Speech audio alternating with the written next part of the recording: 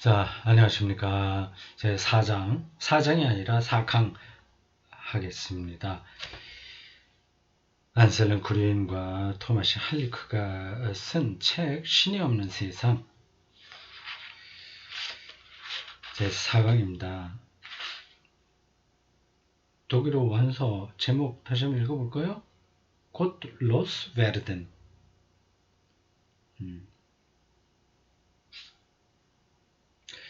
신앙과 불신앙이 어깨동무할 때 이런 부제로 보면 됩니다. 이제 지난 3강까지 프롤로그, 서원과 프롤로그였어요. 이제 오늘부터 본격적으로 이 두 사람의 글이 시작됩니다. 두 사람이 한 큰 챕터 안에서 같은 제목을 이제 생각을 하는데 그 안에 또 각자가 다른 제목으로 글을 썼습니다. 전체 챕터 제목으로는 신이 침묵할 때입니다. 신의 침묵.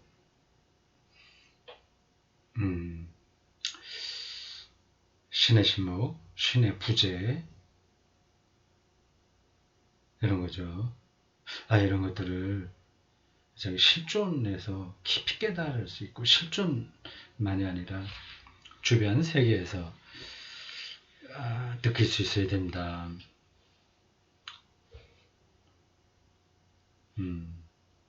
자, 그 안셀름 구린이 글을 쓰기 전에 이 챕터에 대한 짧은 설명이 나옵니다. 요거는 아마 역근이가 쓴 것 같아요. 30쪽입니다. 니체는 광인을 통해 신의 죽음을 선언했다. 그 선언은 근대의 비밀스러운 근본 주제처럼 우리 위에 걸려있다. 비밀스럽다. 신의 죽음. 대체 그게 뭘 얘기하려고 하냐 그런 거죠. 그런데 표면상으로는 그래서 뭐 어쨌다는 얘기냐? 또 그게 뭐라고? 라는 질문이 일반적으로 합의되는 이 진단을 따른 것 같다. 이건 문맥적으로 딱 깔끔하지는 않네요. 번역자가 잘 파악하지 못한 건가? 신을 잃은 삶은 드라마를 밀어내고 드라마틱한 삶을 밀어내고 광범위한 결과를 낳는 작별을 관습한 것. 이건 너무 번역이 직역입니다. 이렇게 하면 이게 참 와닿지 않죠. 신을 잃은 삶, 신의 침묵이죠. 신의 부재죠. 신을 죽인 거죠. 없애버렸죠. 그런 삶은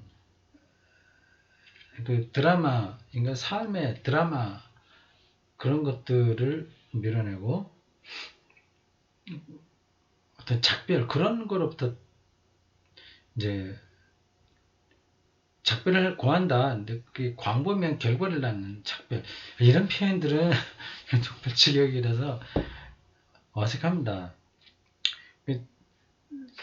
이렇게 해야 되죠. 신을 잃은 삶은, 신을 부정하는 삶은, 신을 죽인 현대인들의 삶은 삶의 드라마를 다 놓치고 그 드라마가 만들어내는 삶과 작별을 하게 되는데 결국 이러한 삶을 과소평가하게 된다. 근데 이 작별은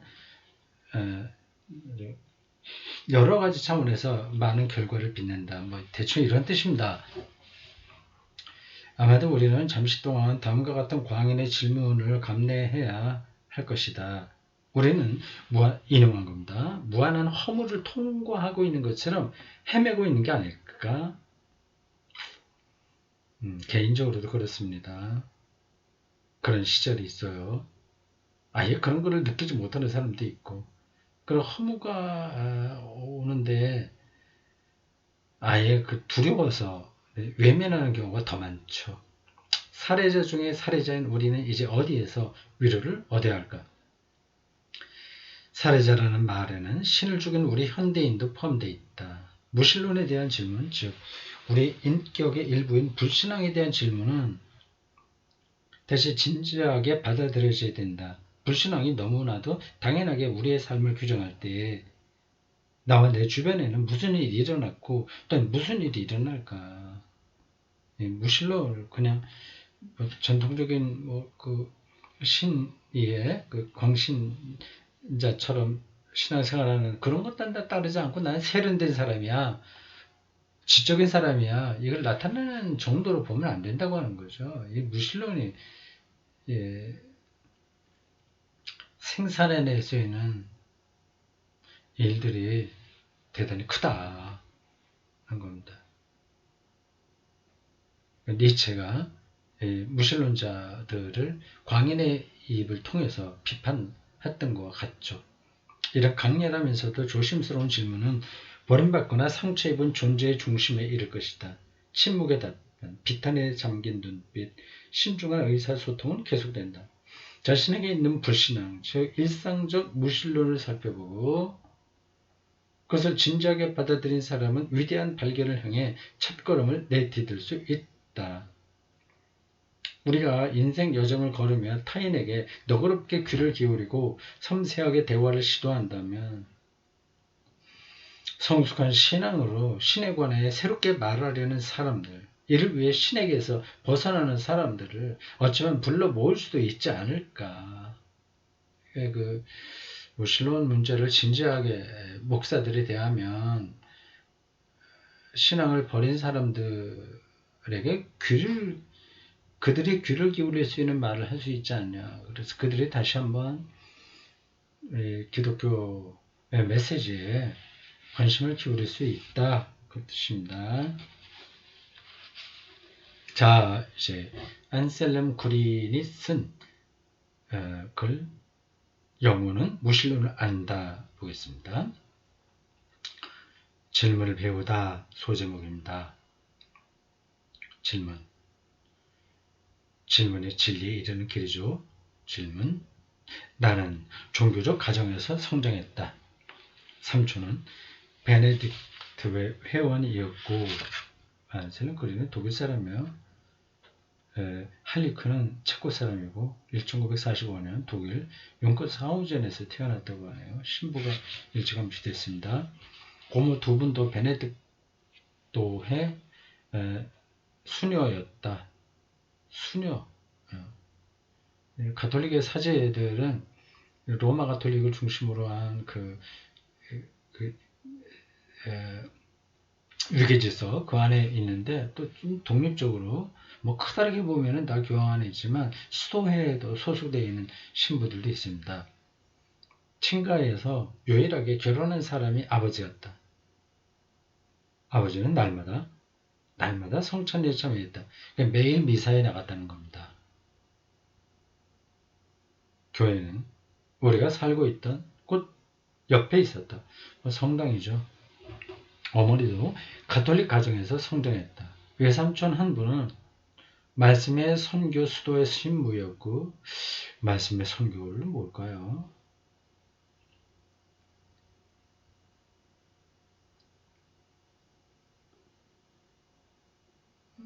네, 모르겠습니다. 그런 게 있나 봐요. 말씀 선교 수도에 이모 한 분은 말씀의 선교 수도의 수녀였다. 신앙은 나를 둘러싼 내가 늘 마셔야 될 공기와 같았다. 무신론자들이 있다는 말을 듣긴 했지만 그들은 나에게 악한 이들이거나 무지한 이들이었다. 완전히 가톨릭 신앙에 독일에서는 그 주로 남쪽이 가톨릭 강합니다. 그 중부 이북은 개신교가 강하고요. 루터가 활동한 데가 중부 이북이니까 뭐 그런 지리적인 영향도 많이 받았죠. 그러니까 악한 이들이나 무지한 이들이었다. 그러니까 가톨릭을 믿지 않는 사람들을 이 사람은 어렸을 때서부터 이상하게 본 거죠. 나는 분별 있고 이성적인 인간이라면 오직 믿을 뿐이라고 생각했다. 신앙의 세계는 유익했다. 어릴 적에 나는 첫 영성체를 무척 진지하게 받았고 그때 깊은 것을 체험했다. 그 체험으로 이미 10살 때 아버지에게 사제가 되고 싶다는 소망을 밝히게 되었다. 음, 이러한 친구들이 많이 있습니다. 물론 개신교 쪽에도 많이 있죠. 나는 기숙학교와 김나지움에 들어갔다. 김나지움은 인문계 고등학교를 가리킵니다.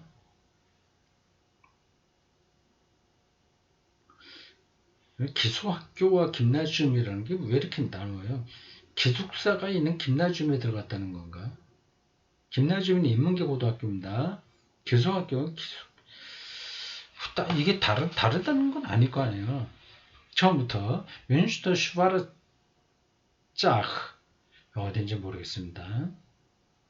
로 갔고 다음에는 뮤르츠부르크 이거는 뮌스터도 그렇고 뮌스터는 중부 독일 근데 뮌스터 슈바르짜 하니까 또 베르츠부르크는 이거는 여기도 중부예요. 로 가서 마지막에 4년을 보냈다. 그렇지만 김나지움 졸업시험 아비투어를 앞둔 시기에는 줄곧 베네딕토회 기숙사에서 지냈다. 기숙학교는 이제 베네딕토의 기숙사를 말하고 김나주 일반 고등학교를 얘기하죠. 하여튼 그게 좀 왔다 갔다 그렇게 지내나 봅니다.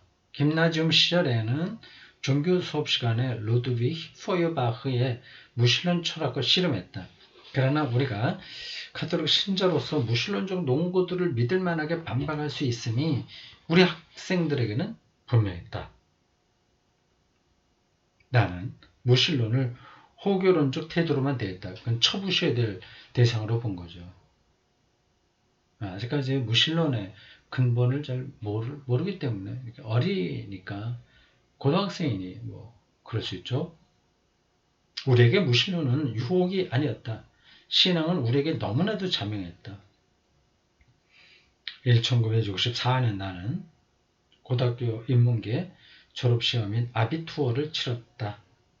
김나지움 마지막 2년은 제1차 바티칸 공유의 영향을 받았다. 그 시기가 1960년 초 중반까지가 그 유명한 2차 바티칸 공회가 열린 때입니다. 세계 주교들이 모여서 중요한 결정을 하는 회의죠.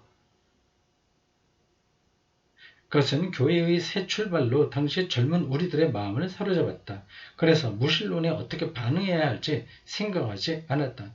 우리가 개혁되고 있고 좋으니까 뭐 무신론 생각할 필요도 없는 거죠.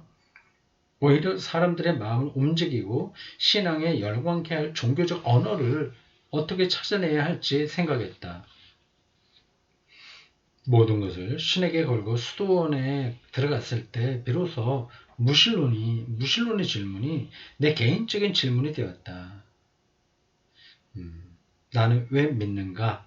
그리고 무신론의 가설이 맞는다면 내게는 어떤 일이 일어날까?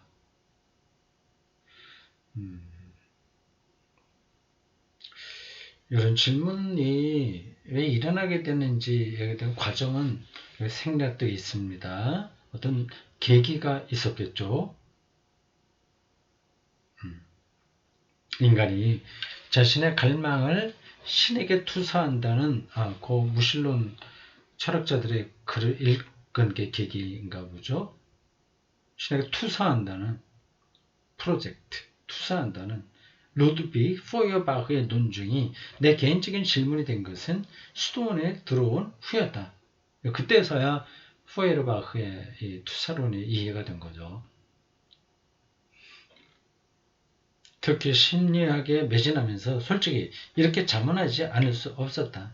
신은 다름 아닌 인간의 투사, 자기를 거기다 반사시켜내는 거예요. 자기 절대자가 되고 싶잖아요. 죽지 않고 싶잖아요. 완전히 선한 인간이 되고 싶잖아요. 그런 것들이 신에게 투사됐다고 하는 거죠. 신으로 투사됐다고 하는 거죠. 포에르바흐의 종교 비판입니다. 그런 부분들이 기독교 역사에서 뭐 나타나고는 했죠. 그런 없다고 말할 수 없는 거죠. 이에 대해서는 무엇보다도 기도할 때 숙고했다. 그럴 때면 이런 의문이 떠올랐다. 모든 것이 상상일까? 신도 인간의 투사로서 심리의 투사로 상상일까? 신을 생각해낸 것은 내가 더 잘 지내기 위해서일까? 내가 평화롭게 산다면 이런저런 문제를 더 잘 해내기 위해서일까? 그건 지금 이제 기독교를 비판하는 저자들에게서 나타나는 질문하고 똑같습니다. 기독교는 이거다 하는 거죠. 만들어진 신, 이게 우리의 투사를 통해서 됐다고 하는 거 아니겠습니까? 이게 다 이미 기독교 신학에서 극복됐는데 뒤늦게 그걸 근거로 해서 기독교를 비판한다는 거는 제가 보기에는 바람직하지 않습니다. 그 저자들 말이에요. 이름을 지금 또 생각이 안 나네요. 네, 그러니까 그런 사람들의 주장은 포이르바흐의 아류 정도로 보면 됩니다. 그런데 이런 질문에 대해 끝까지 파고들다 보면 모든 게 부조리한 것처럼 여겨진다. 그렇다면 인간은 전혀 아무것도 인식할 수 없는 것이다. 없을 것이다. 또한 무신론도 하나의 투사일 것이다. 신이 없다고 하는 생각마저도 투사. 신이 존재하지 않는다는 것을 생각해내는 의도는 더 자유롭게 살면서 어떤 외적 도발에도 신경 쓰지 않기 위해서이다. 그렇다면 유신론과 무신론이라는 대안 둘 다 투사다. 해법은 인간의 모든 인식을 상대화하는 것이리라. 이렇게 생각이 점점 발전해 갔다는 겁니다. 이 사람이 젊은 시절에요. 우리는 결국 오리무중을 헤맨다. 혹은 어느 한쪽을 선택하기로 결정한다. 그때 나는 분명 신앙 쪽으로 결정한다. 양쪽 다 투사라고 한다면 그럼 나는 기독교 전통에 서겠다는 거죠. 나는 신앙에 몽땅 건다. 물론 내가 신앙 쪽으로 결정한 것은 어릴 적 더 친숙해서라고 말할 수 있다. 그게 중요한 역할을 한 것은 확실하다. 그러나 신앙 쪽이 무신론 쪽보다 인간적이라는 것이 나의 내적 감정이기도 하다. 신앙 쪽으로의 결정은 나의 이성에 어긋나지 않는다. 나는 내 이성을 다한다. 하지만 한계에 이른다. 그리고 한계를 뛰어넘으면 신앙이나 불신앙으로 이어진다. 그 사이에 다른 것은 아무것도 없다.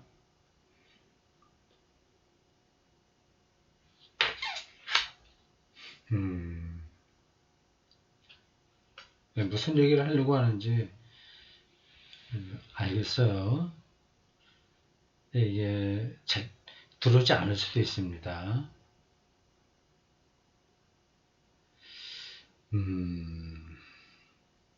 좀 더 읽어봅시다. 또 하나의 대안은 나의 지력을 다하지 않는 것이리라. 지력, 아는 능력을 다하지 않는 것. 그것은 나태한 불가지론, 일 것이다. 불가지론. 인간은 신을 인식할 수 없다는 종교 인식론. 인식할 수 없으니까 말하지 말자. 불가지론입니다. 인식할 수 없는 것은 말하지 말자. 절대적인 것을 인간이 어떻게 인식하냐. 그냥 말도 하지 않는 게 낫다. 그 입장입니다. 그때 나는 신에 대한 질문에 그저 개의치 않는다. 하지만 신에 대한 질문은 너무나 실존적이어서 그냥 부인하거나 건너뛸 수 없을 것이다.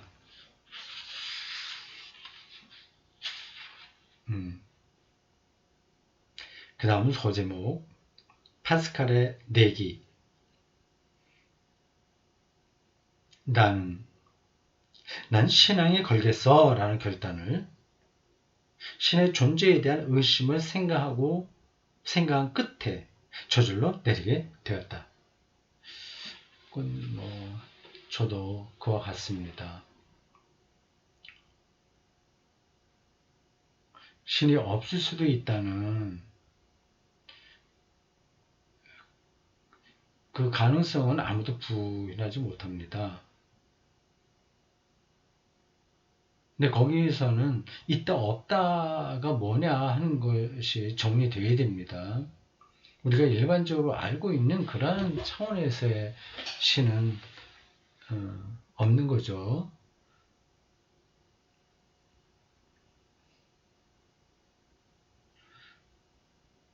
이런 거예요. 그래, 개체는 다 있잖아요. 누가 있고 뭐가 있고 그렇게 되는데 신은 이렇게 있는 게 아니란 말이에요. 우주 전체로 존재한단 말이에요. 근데 우리는 그 전체를 인식할 수가 없어요. 그러니까 없을 수도 있는 거죠. 개별자에게는. 그때는 선택할 수밖에 없습니다. 내 인식에 다 들어오지 않아도 부분적으로 경험한 것을 근거로 하여 전체인 그분을 믿는다. 그렇게 설명할 수 있습니다. 나는 나중에야 연구 중에 파스칼이 팡세에 쓴 유명한 내기를 우연히 접했다. 그 내기를 보면 나는 나 자신의 경험을 확신했다. 파스칼은 회의론자이자 불가지론자인 한 사람과 이야기를 나눈다. 이성으로 신에 대한 믿음은 물론이고 신도 입증할 수 없다는 데에서 두 사람은 의견이 일치한다. 하지만 도박과 내기가 널리 퍼져 있던 시대에 그는 신에 대해 물을 때 내기에 관해 말한다. 내기는 우리에게 불 결정을 요구한다. 그래서 우리는 신이 존재하는지 아닌지 알지 못한다는 불가지론자의 태도로 있을 수 없다. 발터 디르크스는 제가 누군지 모르겠습니다. 내기의 논거를 이렇게 요약한다. 좀 길게 인용했습니다. 디르크스 각주 16번이네요. 볼까요? 자, 디르크스, 발터 디르크스, 디베테, ein Christ liest Pascal. 한 그리스도인이 파스칼을 읽다라는 책인데, 디베테. 베테가 뭐죠? 디베테. 날씨, 그건 아닌데. 한번 찾아보겠습니다. 참, 그거를 왜 제가 가장 간단한 단어인데, 이 인터넷 사전에 들어가서 독일어를 찾아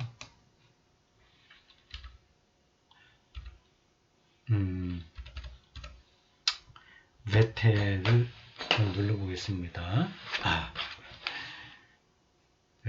잘못 생각했군요. 베테.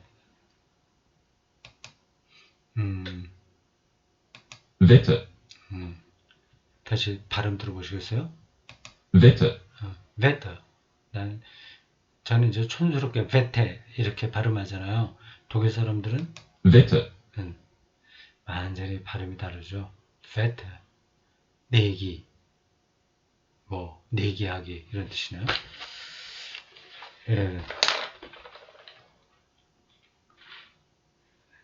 Die Wette, 내기.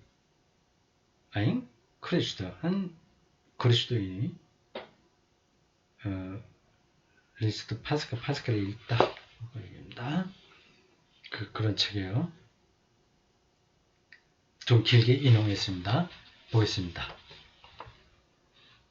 다시 요거를 화면을 끌어내고 신이 존재하는지 당신은 모른다. 당신은 두 가지 전제, 즉 신이 존재한다는 전제와 신이 존재하지 않는다는 전제 중 하나를 선택할 수 있다. 당신은 선택을 피할 수 없고 이 가능성 중에 하나에 걸어야 된다. 왜 피할 수 없을까요?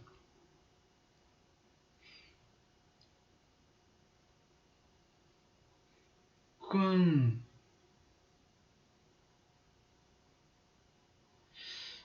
아, 왜 그럴까요? 아니, 나는 그거 뭐 관심 없어. 이렇게 지나갈 수도 있어요. 근데 그렇게 되면, 저기 삶이 뭐냐, 생명이 뭐냐에 대한 질문도 하지 않는다는 뜻입니다. 뭐 그렇게 살 수도 있긴 있죠. 혹은 그런 질문을 피해서 다른 데서 답을 찾으려고 하는 거죠. 피할 수 없고 이 가능성 중에서 하나에 걸어야 된다. 언젠가는 적어도 당신이 죽음을 맞이할 때는 당신이 내 길을 잘했는지 못했는지 드러날 것이다.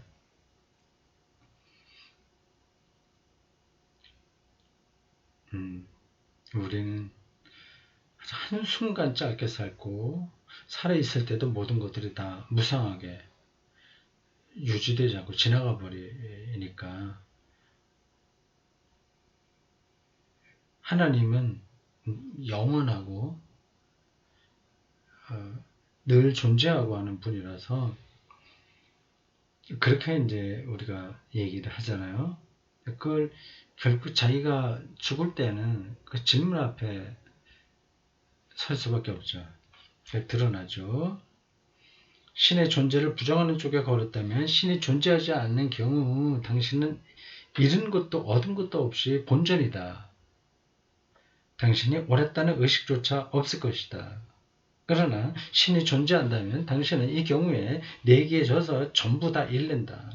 반면에 신의 존재에 걸었는데 존재하지 않는다면 당신은 아무것도 잃지 않는다. 그러나 신이 존재한다면 당신은 모든 것, 즉 영원한 생명을 얻는다. 이런 상황에서는 신의 존재에 거는 편이 현명하다.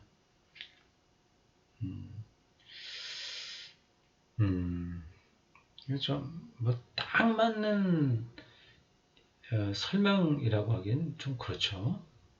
조금 희극적으로 한 거예요. 이게 뭐 딱 적당은 아닌데 파스칼이 이런 얘기를 했고 뭐 우리가 한번 맞아 들은 기억이 있죠. 그리고 이 디르크스라고 하는 사람이 그 이야기를 썼고 또 이 책을 쓰고 있는 안셀름 그린이 중요하다고 생각해서 인용한 것 같습니다. 제가 보기에는 뭐 그렇게 뭐 중요하다, 딱 맞는다 생각은 안 돼요. 물론 이것 역시 신존재 증명은 아니다. 그렇죠. 이걸로 이 무거운 주제를 해결할 수 있다. 그건 아니죠. 우린 저마다 의심하는 사람일 뿐만 아니라 또한 신앙인이다. 파스칼의 얘기는 적어도 우리 안에 있는 신앙인의 입장을 지지해준다. 그렇죠. 편들어주는 건 맞죠. 이 내기는 우리가 신이 존재한다는 쪽을 선택하도록 용기를 준다. 이렇게 얘기할 수 있습니다. 뭐 기억해 둘만 합니다. 파스칼의 내기라는 그 말로 설명으로 유명한 거죠. 파스칼의 팡세를 여러분들 읽어보시는지 모르겠습니다. 대구선수 아카데미 사이트에 보면 그 나올까요? 오래전입니다. 대구선수 아카데미가 시작되던 초창기에 이렇게 제가 하양에 있을 때죠. 거기 작은 아파트, 그 천호 아파트라고 거기 2층에 뭐 한 20평쯤 되는 아파트, 거기서 예배도 드리고 연구실로도 사용했습니다. 거기서 대구선수 아카데미 그 모임들을 좀 했습니다. 매주 뭐 무슨 요일인가 뭐 성경 공부도 하고 뭐 등등 쭉 했는데 방학 동안에는 여름방학과 겨울방학 그때는 고전 읽기를 했습니다. 근데 그 중에 이제 이 팡세도 읽었어요. 이 책 여러 가지 읽었던 것 같습니다. 기독교 서적만 읽은 건 아니고 다른 것도 좀 읽었습니다. 네, 그게 대구 아카데미 사이트에 그 광고한 거나 그 내용 이런 것들을 간추려서 올렸을 것 같은데 지금 느낌으로는 확실한 건 모르겠습니다. 한번 찾아봐야 되겠네요. 이 파스칼의 팡색 굉장히 인상 깊게 읽었습니다. 자, 오늘 여기까지 읽겠습니다. 여기에 상당히 좀 더 나가야 돼요. 이게 몇 쪽까지 있나? 42쪽까지 있네요. 하나, 둘, 셋. 네, 한 번 더 읽으면 되겠네요. 근데 여기 고리는 좀 짧게 썼는데 할리퀸은 그 다음 무신론을 껴안다 해서 굉장히 많이 썼네요. 자, 어쨌든 여기 됐습니다. 수고했습니다.